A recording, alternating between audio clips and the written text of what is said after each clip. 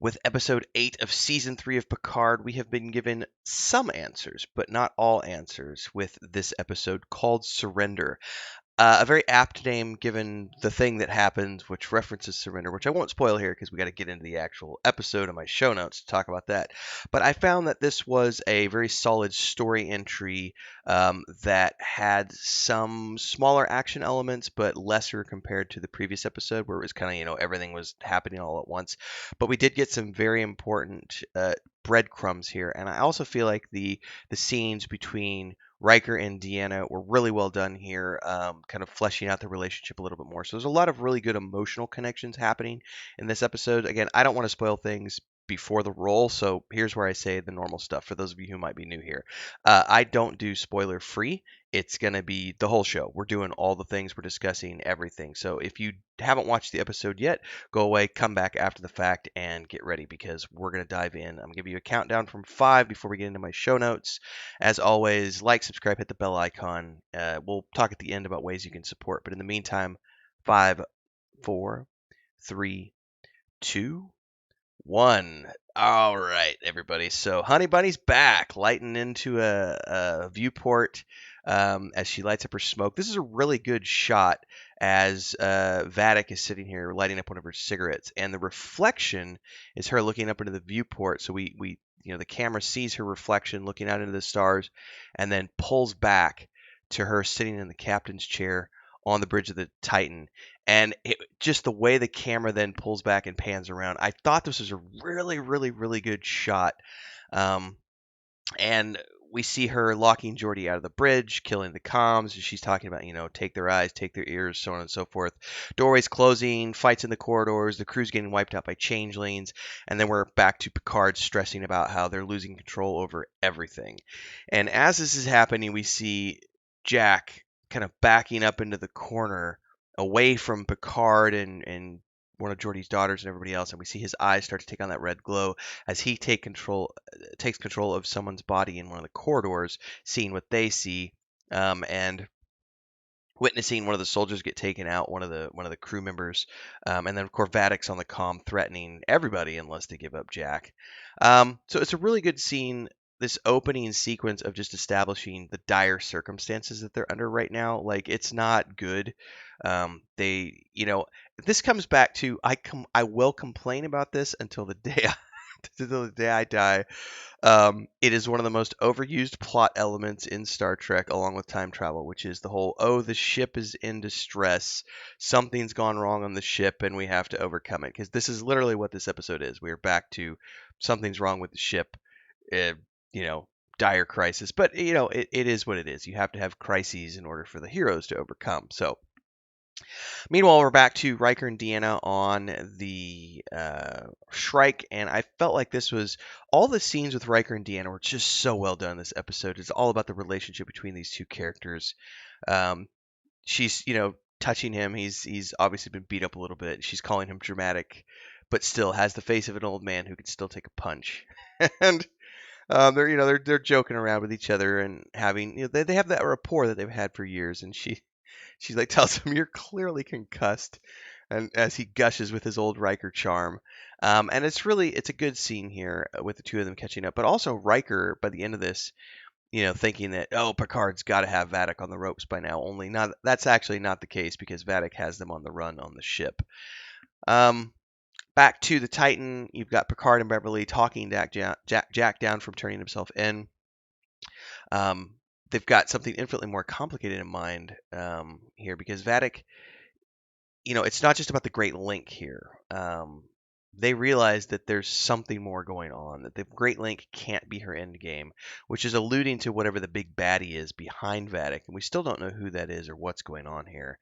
And Jack is freaking out. He's like, something is changing within me. I'm not a changeling, but there's something different with me. I can see through people's minds, connect with them, control their bodies, and that's why they're hunting him, But the how and why is still, nobody knows yet. Meanwhile, Picard's got this Hail Mary in the sense that all these high-ranking Starfleet officials are given an override code. If Jack could take control over one of the bridge officers, then he can use Picard's code to override, and get control of the bridge. And they almost make it, but Vadic sees at the last minute, and she's like, "How did you know Picard's code?" And, "Oh, is that you in there, Jack Crusher? Finally living up to your potential?" Busted, of course, and bye bye Baldy as Vadic takes out one of the bridge officers. But I think it's also Vadic seems to know Jack's powers, which is interesting because Jack doesn't even know his powers. But we're back to Riker and Deanna, and they're having more of an unfolding of the relationship and how, a little bit of a spat here. Riker going numb and running off when their son died, and he's talking to her about, "You took my grief, and you shouldn't have done that, and used your powers to mute it." And it's a little bit of a spat, but also a confession. And this whole thing about you can't just skip to the end of healing. It's a great bonding scene between the two of them. And then it's interrupted by the jailer showing up. And Riker goes to attack the guy, and then he gets stabbed from behind, and it's Worf. And this, I laughed so hard because they have given Worf some of the best dialogue of the show. Because, as they both grab him and hug him, he literally goes, "One's personal space is a right."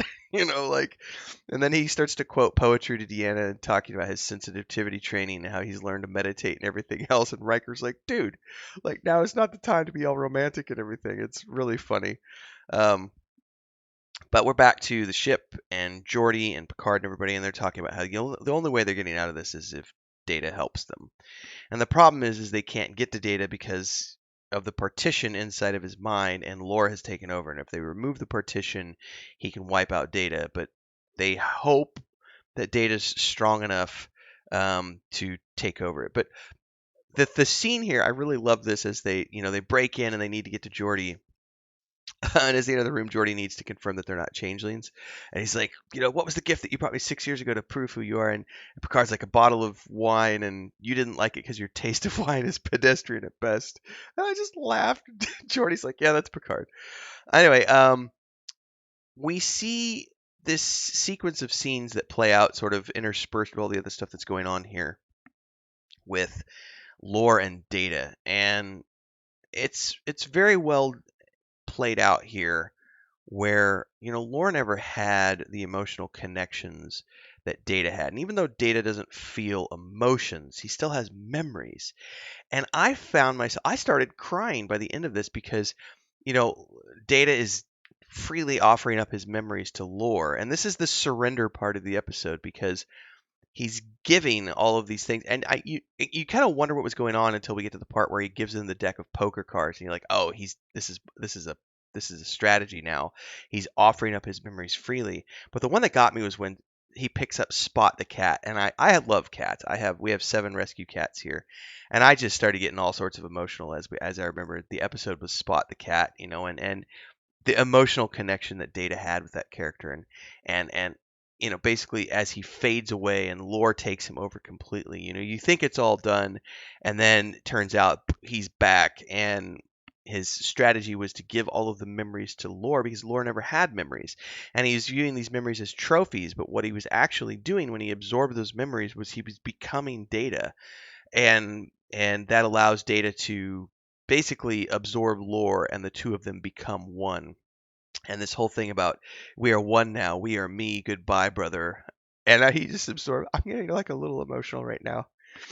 Very well done here. Like I was very very happy with the scenes here between Lore and Data, and just the way that Data becomes more than he was before.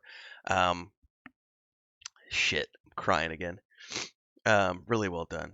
Um, Meanwhile, Data's back out now, and he's himself. And I love this line as Data brings everything back online. Jack and Seven are in the bubble of protective energy. Oh, wait, I skipped ahead. Sorry, guys. My show notes, and I got emotional and forgot. As this is going on, um, Jack gets on the bridge and with a thermal detonator of you know some type, and they have this scene between him and Vadic, and she's talking about so many voices. I can help you put the pieces together, give you the answers. What's behind the red door? And of course, Jack is intrigued and he's feeling all of this. And there's this scene where all the bridge officers go into the bridge because Vadic has what she wants, and she's going to take Jack away, but Seven stays behind. And then as Data gets control of everything and comes on the comms, and lets everybody know that they're back in control of things. Jack and Seven step into this bubble of protective energy from whatever this device he has in.